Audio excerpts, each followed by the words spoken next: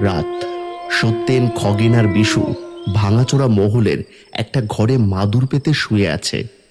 বাইরের ঠান্ডা হাওয়া ঘরের ভেতরের ভাঙা জানলা দিয়ে প্রবেশ করছে।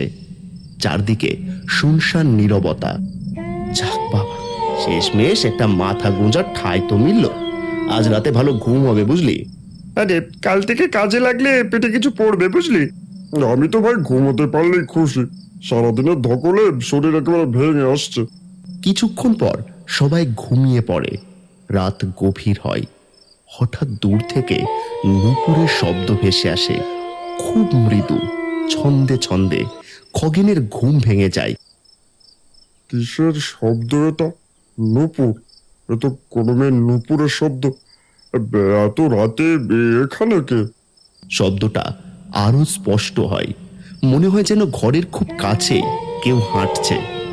দরজায় মৃদু টোকা পড়ে। ঠক ঠক ঠক। খগেনের বুক ধড়ফড় করে ওঠে। সে বিছানা ছেড়ে উঠে পড়ে। ঘরের মধ্যে এদিক ওদিক তাকায়, কিন্তু কোথাও কিছু দেখতে পায় না।